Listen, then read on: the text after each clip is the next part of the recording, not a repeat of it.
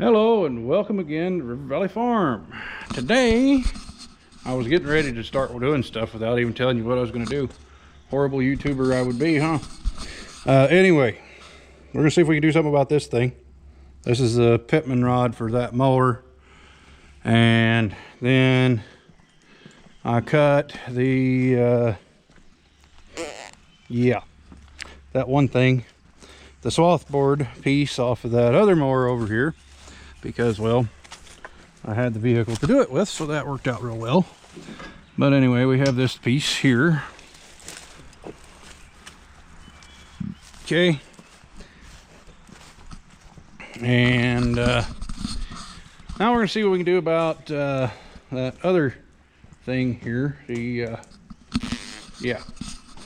whatever you want to call that little piece of metal right there for the pitman rod to attach to the driven part off the PTO, which I would guess you'd probably call that a flywheel. I would think that's what I would call it. That's what I would call it. This hanky gadget right here, that's a flywheel. So anyway, we got to get that all extracted out of there and brought up here to see what we can do with that. Trying for the life of me, I think I should have some of that kind of stuff laying around here, but it's not on my parts mower out there anymore, and I can't really think of where else I might put it. But anyway, if it's here, I'll find it one of these years. Meanwhile, as I was saying, I should have probably this piece right here someplace, this metal. Okay, not gonna swear to it, but I should have one someplace. I'm gonna have to go on the hunt and see if I can find one. This thingy right here, for lack of a better term, it's been welded on. Okay, so anyway, it's been welded on before. So basically my goal is I'm going to get this thing ripped out of here, get that piece off of there, and we'll look and see what we have. And by chance, maybe we'll have something we can use to do this with. Of course, it's coming on to rain, maybe rain right now. Maybe rain right now, I don't know. We'll have to see. If it does not, I'm going to be going and getting my sprayer out. If I look at the camera once in a while, maybe I'll be able to tell what it's doing, where it's pointing. That would help. Will catch up to me here. So yeah, 4 or 5 o'clock, chance of rain. 45 and 35% respectively. Anyway, so yeah. And tomorrow there is a 50% chance of rain. Friday there's a 90% chance of rain. And then Saturday, starting Saturday, there's a 10, Sunday 10, Monday 0, Tuesday 10, Wednesday 40. We might accidentally be able to make some more hay. Accidentally. We're going to have to keep an eye on that and see what it says. But we could probably get the rest of my first cutting off anyway and get it baled up and taken to my mother-in-law, so she'll have something to feed her animals with if it should decide to start snowing in July or something. Really strange weather, but whatever. Yeah, it's strange. It's been strange for years, right? So anyway, let me get this thing pulled apart. I'm gonna take this off of here. I'm gonna go take the bearing piece off of the flywheel on the mower, and we'll see what we get after that. Okay, so this is our, I don't even know what you want to call this thing. We'll call it a beaver tail just because of what it looks like. Okay, and if I can get it turned around the right way, you can see, well, whether or not I just wiped it off, there was just a little bit of rust right here on the corner. So it had started to crack, and it just worked it until it finally came loose. Basically, it finally ripped apart right here, obviously where the metal is bent. So that being said, we have this. Thankfully, this bearing is still good. That's a major plus at this point in time. And then, let me get these out. This is the, whatever you want to call it, the cap for the bearing on the outside. And this is the one on the inside.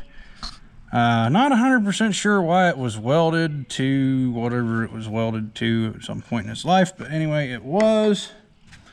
And then, as I said before, this gizmo has been welded several times over. I'll have to look around and see if I can come up with one of these that's any good, or it's even the same size bearing or whatever. But we may very well end up grinding that off and running down to my uncle's and seeing if he's got any nickel rod and welding it up. And then this gizmo here, beaver tail, whatever we want to call it, we're gonna have to look at that and see what we can do about that. They're making another one. I've got some metal around here that may be approximately that thick. That would be probably really cool just to make a new one, and then go from there. So anyway, let me get this took apart the rest of the way, and we'll see what I can come up with. Alright, so all apart here. Go back over here in the light and see what we can see. So you can see how they had this together. It was like so. The missing piece over there. Over here. Okay. Just by looking at that and by the amount of dirt and grease built up on it, it's been missing for a long, long time. I'm not gonna say that's quite right or nothing, but that's been missing for a very long time. So anyway, we're kind of all right. So I got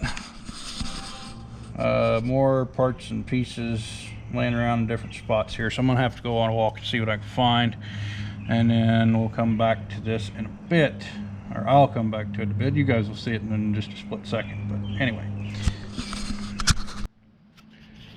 Okay, so not having any luck coming up with anything that's going to work here. So basically, yeah, we're just going to have to weld this back in here. That won't be no big deal there. We just weld that back up and that'll be okay. This, on the other hand, where it's so thin, probably not gonna be able to weld that. This is probably pretty high strength steel, I would venture to say. Well, we're probably not gonna be able to weld this piece right here. And like I said, I have bits of scrap laying everywhere that maybe we can get something out of, but I'm not gonna swear that I have the right stuff. So this may be a job for the local machine shop, which probably really wouldn't be a bad thing either, other than I don't know what he's going to charge me. So let's look around. Again, there's a piece right there, but I don't think that's going to be wide enough to do all we need to do here. It is wide enough, but it is also 1/4 inch thick, so that's not going to work. It'd be great if it would, though, because it would probably last forever. I have that piece right here, which might work too. That's actually the right thickness, this old bale chute on this thing. Don't really want to do that either, though. That's might be useful for somebody one of these days. That piece is too thin, I'd be willing to bet. That's off my junk hay baler that's down there in the field. I'm not ever going to use that thing again. The pickup wadded up on it, lost a bearing in the pickup, and it wadded itself up faster. And I could shut the baler off, so, or shut the PTO off, I should say. So, not going to worry about it too much anymore. Just picking up that old seat. It's not, doesn't need to be laying on the floor, on the ground. What? Well,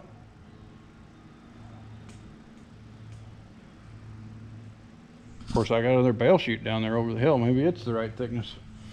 Okay, time to go for another little ride. Okay, so we found a piece that is the correct thickness. Okay, so yeah, I'm not going to be wise and take it to the machine shop and let them make it. I'm going to make it myself. I guess it'll work.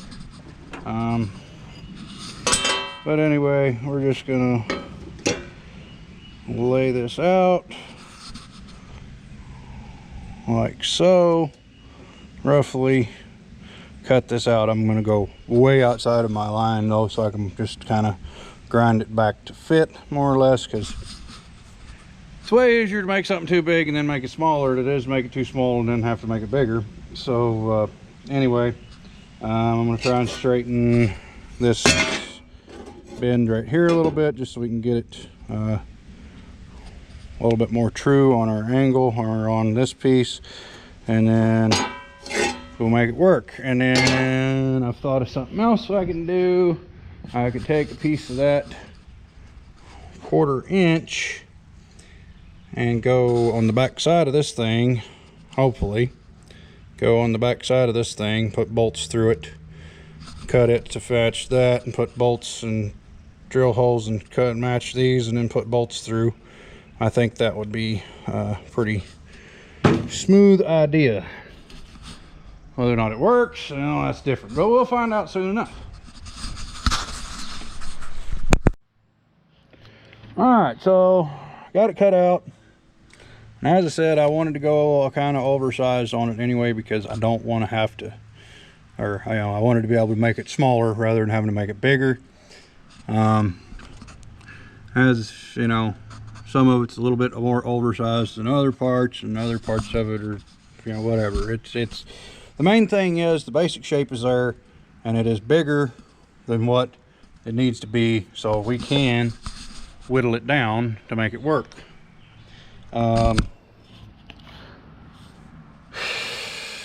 I might have should have used a hole saw for that hole, but we'll cross that bridge when it comes to it, and we have more material here should we need to use it. So that's what we're going with on that. And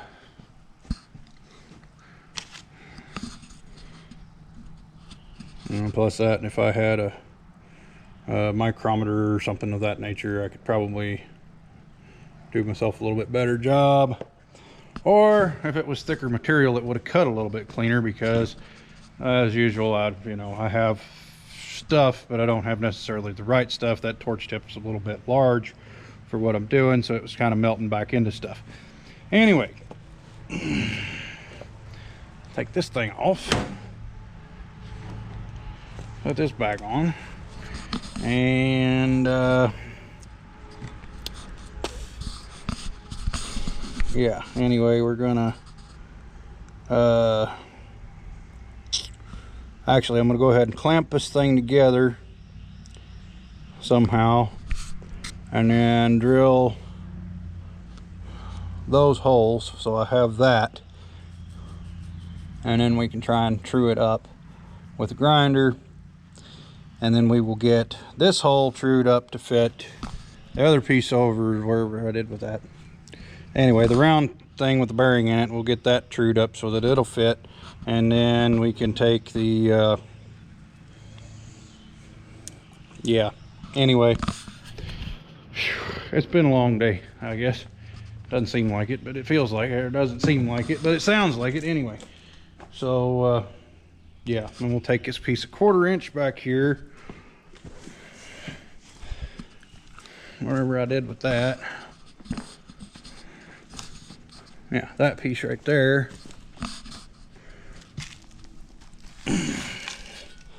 and cut a piece out of it to be a backing plate for our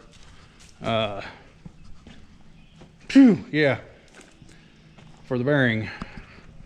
So yeah, so anyway, that's what I'm gonna do next. I'm gonna cut a piece out to make the bearing, or the backing plate for the bearing, and then we will try and fit all this together nice and neat and make it work.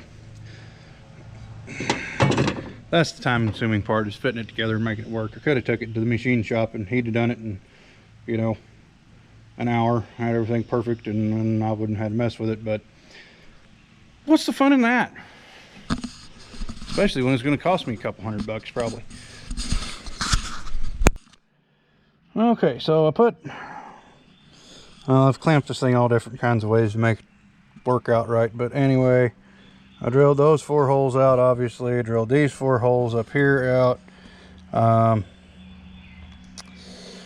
So now I'm going to take some of these clamps off and leave this one on it so I can get or reposition it anyway and clamp it in the vise, and then take the torch and burn this hole out bigger in here so that I have, since now I have something to go by, really good and solid something to go by in there. Burn this hole out so there'll be less grinding that I have to do in there, and then we'll just have to visit the grinder and true all these edges up so that this thing will work out.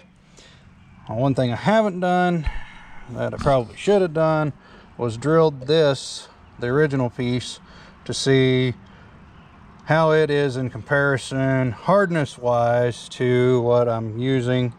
I don't know.